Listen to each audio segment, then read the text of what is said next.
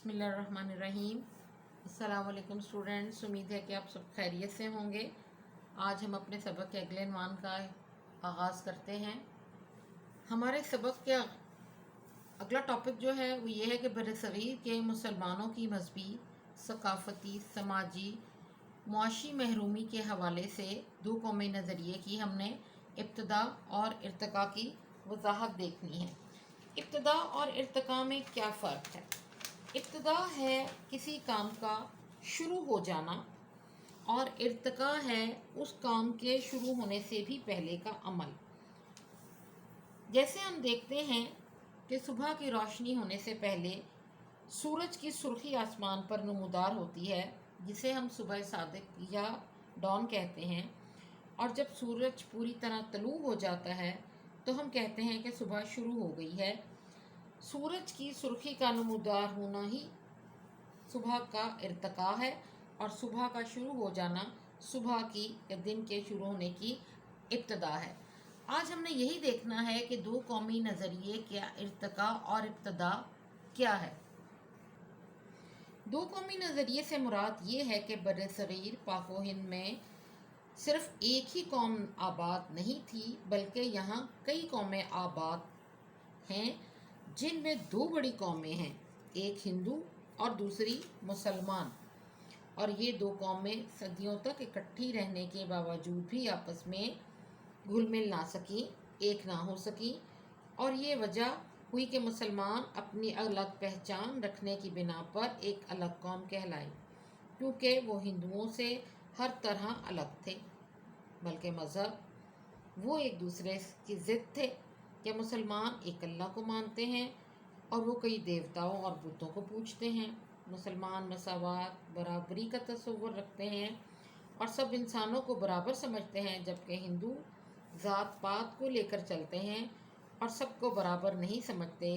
لہٰذا اپنی الگ پہچان کو قائم رکھنے کے لیے برصغیر کے مسلمانوں کو ایک الگ وطن کی ضرورت تھی، جس کی بنیاد پر پاکستان قائم ہوا، کہ جس میں رہ کر مسلمان اپنی مذہبی، ثقافتی اور سماجی معاشی محرومی کو دور کر سکیں اور اسلام کے اصولوں کے مطابق اپنی زندگی کو گزار سکیں۔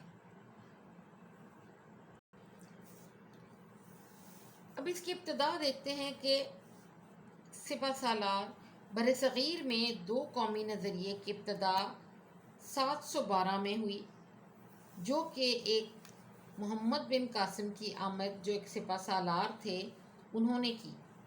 یہاں پر سندھ کے راجہ طاہر کو انہوں نے شکست دی، فتح حاصل کی، اور یہاں کے لوگوں سے اتنا اچھا سلوک کیا کہ یہاں کے لوگ انہیں اپنا دیوتا یا اوتار ماننے لگے، جبکہ اس سے پہلے کبھی اگر کوئی سپہ سالار یا جنگجو آتے تھے تو وہاں کے محکوم لوگوں کو یا تو اپنے ساتھ لے جاتے تھے یا انہیں اپنا غلام بنا لیتے تھے، جبکہ محمد بن قاسم نے ایسا کچھ نہیں کیا، بلکہ ان کے ساتھ بہت اچھا سلوک کیا۔ اس کے علاوہ محمد بن قاسم کے ساتھ تبلیغ اسلام کے لیے بھی لوگ آئے تھے، جو آ کر یہاں سندھ میں اور ملتان میں آباد ہو گئے۔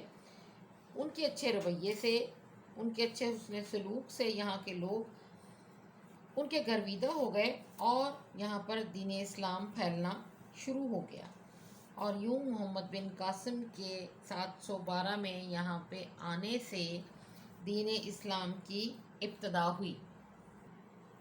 اس کے بعد غزنوی دور کی حکومت شروع ہوئی، جو 1003 سے 1006 تک رہی۔ اس دور میں موجودہ پاکستانی علاقوں میں فارسی زبان سے رواج پکڑا اور اسلامی تہذیب کے نقوش اور گہرے ہو گئے۔ 1206 میں قطب الدین ایبک نے سلطنت دہلی کی بنیاد رکھی۔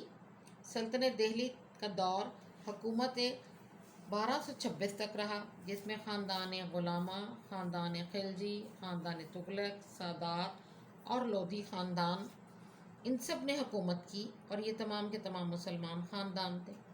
1526 میں ظہیر الدین بابر نے دہلی میں مغلیہ سلطنت کی بنیاد رکھی،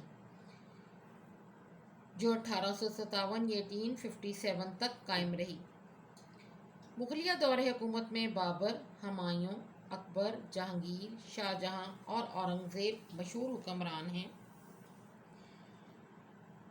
انگریزوں نے جہانگیر کے دور سے برصغیر میں ایسٹ انڈیا کمپنی کے نام سے تجارت کی غرض سے آنا شروع کیا اور دیکھتے ہی دیکھتے پورے برصغیر پر اپنا قبضہ جما لیا، برصغیر پر حکمران ہو گئے۔ آخر کار آخری مغل حکمران بہادر شاہ ظفر کو انگریزوں نے 1857 کی جنگ آزادی میں شکست دینے کے بعد رنگون میں میانمار میں انہیں قید کر دیا، جہاں بعد میں وہ انتقال کر گئے اور وہیں دفن ہوئے۔ اب اگلا ہے سر سید احمد خان اور دو قومی نظریہ کہ سر سید احمد خان نے دو قومی نظریہ یعنی ٹو نیشن تھیوری کو کس طرح سے پیش کیا۔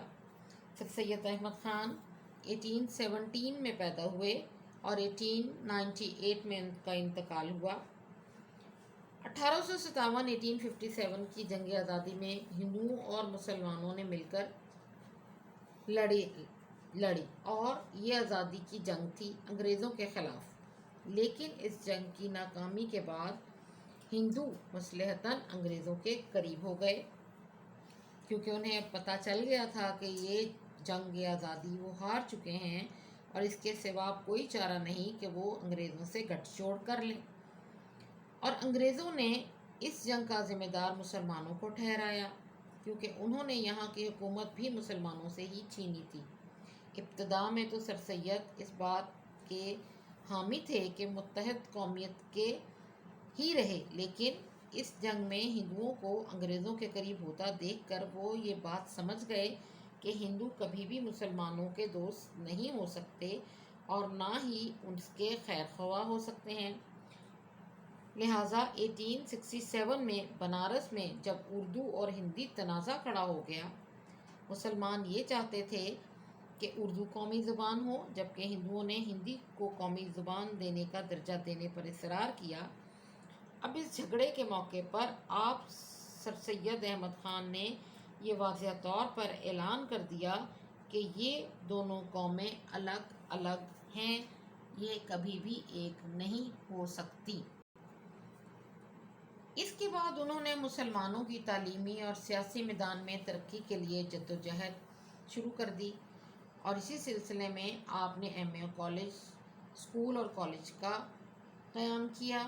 اسی طرح 1885 میں سر سید احمد خان نے مسلمانوں کو سیاسی جماعت کانگریس میں شمولیت کرنے سے بھی منع کر دیا اور اس طرح ان کے سیاسی حقوق کا بھی تحفظ کیا۔ اس کے بعد سر سید احمد خان نے محمڈن ایجوکیشنل کانفرنس کا پلیٹ فارم مہیا کر کے مسلمانوں کے لیے سیاسی ترقی کے لیے راستہ ہموار کر دیا۔ اب ہے چودھری رحمت علی اور دو قومی نظریہ۔ چودھری رحمت علی 1857 میں پیدا ہوئے اور 1951 3 فروری کو ان کی وفات ہوئی۔ چودھری رحمت علی اسلامیہ کالج لاہور کے ایک بہت ہی نامور مشہور طالب علم تھے۔ جنوری 1913 میں 1931 یعنی 1931 میں انہوں نے کیمبرج کالج میں قانون کے شعبے میں اعلیٰ تعلیم کے لیے داخلہ لیا۔ 1933 یعنی 1933 میں آپ نے لندن میں پاکستان نیشنل موومنٹ کی بنیاد رکھی۔ چودھری رحمت علی ہی ہیں جنہوں نے پاکستان کا نام تجویز کیا۔ 28 جنوری 1933 میں انہوں نے اب یا پھر کبھی نہیں، ناؤ اینڈ نیور کے نام سے 4 صفحات پر مشتمل ایک کتابچہ بکلٹ جاری کیا، جو تحریک پاکستان کے لیے بہت مضبوط دیوار ثابت ہوا، ایک قدم ثابت ہوا جس پہ کہ ہمیں ہمارے ملک کا نام تجویز کیا گیا، اور برصغیر کے مسلمانوں کے ساتھ دوسری قومیں بھی پاکستان لفظ سے آشنا ہو گئیں کہ مسلمان اب ایک اپنا ملک جو چاہتے ہیں وہ ہے پاک سرزمین یعنی پاکستان۔ چودھری رحمت علی نے دو قومی نظریے کی وضاحت یوں کی کہ بر صغیر میں کئی قومیں آباد ہیں۔ ان میں دو بڑی قومیں ہندو اور مسلمان ہیں جو صدیوں سے ایک دوسرے کے ساتھ رہنے کے باوجود آپس میں گھل مل نہیں سکیں۔